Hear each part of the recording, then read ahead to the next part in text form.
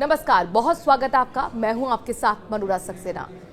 HMP virus को लेकर लगातार आप खबरें सुन रहे होंगे। सोशल मीडिया पर कई तरह की जानकारियां एचएमपी वायरस को लेकर दी जा रही हैं। आखिरकार एचएमपी वायरस को लेकर क्यों कोहरा मचा हुआ है? चीन में हाहाकार क्यों मचा हुआ है? एचएमपी वायरस क्या वाकई खतरनाक है? क्यों इसकी तुलना कोविड-19 यानी कि कोरोना वायरस से हो रही है? किस तरीके से ये अटैक करता है? बॉडी के कौन से सिस्टम पर अटैक करता है? कौन से आयु वर्ग के लोगों पर इसका ज़्यादा खतरा है? और भारत में इसकी स्थिति क्या है? चीन में क्या हालात हैं? क्या दूसरे देशों में भी ये संक्रमण तेजी से फैल रहा है? हमारे देश की क्या तैयारी है और इससे आपको बचने के लिए क्या करना चाहिए? क्या सिम्टम्स हैं और डॉक्टर्स, हमारे एक्सपर्ट्स क्या राय दे रहे हैं, क्या सलाह दे रहे हैं? हर एक डिटेल आपको इस वीडियो में हम देने वाले हैं। तो एचएमपी वायरस का पहले पूरा नाम आप जान लीजिए। इस वायरस का नाम है, एचएमपी वायरस को कहा जाता है ह्यूमन मेटान्यूमो वायरस, और ये कोई नया वायरस नहीं है। जी हाँ, लगातार आपने कई जगह सुना होगा नया वायरस की एंट्री भारत में। ये नया वायरस नहीं है। जो रिसर्चर्स हैं, जो एक्सपर्ट्स हैं, जो डॉक्टर्स हैं, वो ये कहते हैं कि ये जो वायरस है ये 1970 से रहा होगा। हालांकि इसकी पहचान 2001 में हुई थी, और अब चूंकि वायरस को लेकर लगातार जो जानकारियां निकल कर आ रही हैं उससे बहुत ज़्यादा आपको डरने की ज़रूरत नहीं है, क्योंकि हमारे जो पूरा स्टडी है वो रिसर्च पर बेस्ड है। एक्सपर्ट से बातचीत करने के बाद, डॉक्टर से बातचीत करने के बाद पूरा ब्यौरा हम आपके लिए लेकर आए हैं। तो ये जो वायरस है, दरअसल इसमें चीन में हाल ही में हमने देखा कि बहुत तेज़ी से पैर पसारता हुआ नजर आया, और ख़ास तौर पर जो वहाँ के हॉस्पिटल्स थे वो खचाखच भरे हुए नजर आए। कई ऐसे हॉस्पिटल्स थे जहाँ पर इतनी ज़्यादा भीड़ की पैर रखने की जगह नहीं थी। छोटे छोटे बच्चों को लेकर परिजन हॉस्पिटल भाग रहे थे। चूँकि ये जो वायरस है, ये वायरस अंडर 5 बच्चों पर अपना अटैक करता है। हालांकि 14 साल की उम्र के बच्चों को भी इसने अपना शिकार बनाया, लेकिन ज़्यादा जो खतरा है वो अंडर 5 बच्चों को है। इसके साथ साथ बुजुर्गों को है, और जिनकी इम्यूनिटी कम है यानी कि कमज़ोर है, उनको लेकर भी चिंता करने वाली बात है। यानी कि उनको अपना शिकार ये वायरस बनाता है। और जब हमने डॉक्टर से बात की तो उन्होंने भी हमें कुछ बताया है, सलाह, और बताया है कि किस तरीके से आप, वो टिप्स भी बताएंगे आपको कि किस तरीके से आप इस वायरस से अपने आप को बचा सकते हैं। लेकिन भारत की स्थिति क्या है, पहले ये जान लीजिए। देखिए, चीन में जिस तरीके के वीडियो सामने आए तो जाहिर तौर पर दुनिया हैरत में पड़ गई, और उन लोगों को लगा कि क्या कोरोना जैसा ये वायरस है क्या? चूंकि मोरालिटी जो रेट है, संक्रमण बहुत तेज़ी से फैलता है इसका, ये बात सच है। कोरोना जैसे ही वायरस की तरह ये बहुत तेज़ी से फैलता है, लेकिन ये कोरोना जैसा वायरस नहीं है।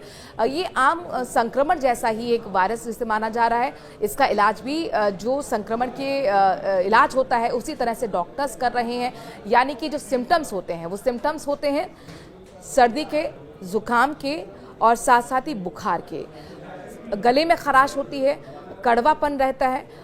यानी कि जो अक्सर ये जो वायरस है, बताया जा रहा है कि सर्दी के मौसम में एक्टिव रहता है, और सर्दी के बाद जो बसंत ऋतु आएगी यानी कि बसंत वाले मौसम में भी ये एक्टिव रहता है। तो अभी हमें अगले 2 महीने के लिए और भी सावधान सतर्क रहने की जरूरत है। भारत सरकार ने भी पूरी तैयारी कर ली है।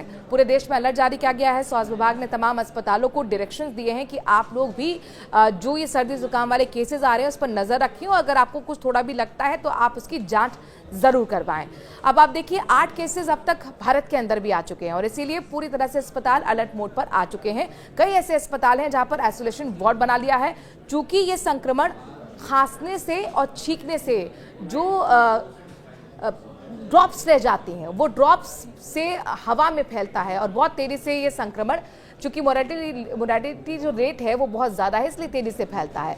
अब डॉक्टर्स ने क्या बताया? डॉक्टर्स ने ये बताया है कि जो इसका इलाज है वो हम उसी तरह से कर रहे हैं जो आम संक्रमण का हम इलाज करते हैं। लेकिन उन्होंने ये ज़रूर आप लोगों को सलाह दी है कि ज़्यादा से ज़्यादा ज़रूरी ये है कि आप अगर कहीं भी आपके आसपास पेशेंट है सर्दी जुकाम वाला, तो उस पर नज़र रखिए, और जैसा कि आप कोरोना के टाइम करते थे यानी कि सोशल डिस्टेंसिंग का पालन करें, क्योंकि बहुत तेज़ी से संक्रमण फैलता है। हाथों को लगातार धोते रहें, साफ सफाई का ध्यान रखें, मास्क पहन लें। जो आप पिछले 3 साल पहले मास्क भूल चुके हैं, उस मास्क को फिर से दोबारा इस्तेमाल करने की हिदायत डॉक्टर्स दे रहे हैं, बच्चों को बचाने की हिदायत दे रहे हैं। और इसके साथ साथ डॉक्टर्स का ये भी कहना है कि अगर आपके घर में बुजुर्ग हैं या गंभीर बीमारी वाले पेशेंट्स हैं, उनको भी थोड़ा बचाकर रखें। लेकिन ये बहुत ज़्यादा खतरनाक नहीं है। जिस तरीके की बातें अलग अलग सोशल मीडिया प्लेटफॉर्म पर आप देख रहे थे, ऐसा चूंकि स्वास्थ्य विभाग ने भी ये डायरेक्शंस में अपना बताया है, सलाह दी है कि इसमें कोई खतरे वाली बात नहीं है। चूंकि ये वायरस कोई नया नहीं है, बहुत पुराना वायरस है। हालांकि सिर्फ भारत में ही ये वायरस के केसेस देखने को नहीं मिल रहे हैं, बल्कि 2 साल से कजाकिस्तान में भी देखने को मिल रहे हैं, इसके साथ मलेशिया में देखने को मिल रहे हैं, सिंगापुर में भी केसेस सामने आए हैं, अमेरिका में सामने आए हैं, ब्रिटेन में भी कई केसेस सामने आ रहे हैं और भारत में भी ये केसेस बहुत तेज़ी से आगे बढ़ रहे हैं। लेकिन सावधानी आपको सिर्फ और सिर्फ इतनी बरतनी है कि अपने हाथ समय समय पे धोते रहें, सैनिटाइज़र का इस्तेमाल कर सकते हैं, मास्क का इस्तेमाल कर सकते हैं और सोशल डिस्टेंसिंग का पालन रखें। अगर किसी व्यक्ति को सर्दी जुकाम है और अगर वो 5 दिन तक, चूँकि बताया जा रहा है कि 5 या 1 हफ्ता ज़्यादा से ज़्यादा ये संक्रमण दूर होने में कहीं ना कहीं सही होने में इतना वक्त लेता है, लेकिन उसके बाद भी अगर आपको ये संक्रमण दूर नहीं हो रहा है, यानी कि आपको लग रहा है सर्दी जुकाम नहीं जा रहा है आपका, तो फिर आप डॉक्टर की सलाह जरूर लें। जो कि डॉक्टर्स हमेशा ये कहते आए हैं कि कभी भी कोई बीमारी हो तो डॉक्टरी सलाह के बिना आपको दवाई नहीं लेनी चाहिए। लेकिन इस वाले केस में, यानी कि एचएमपी वायरस है या नहीं आपके साथ, ये संक्रमण है या नहीं,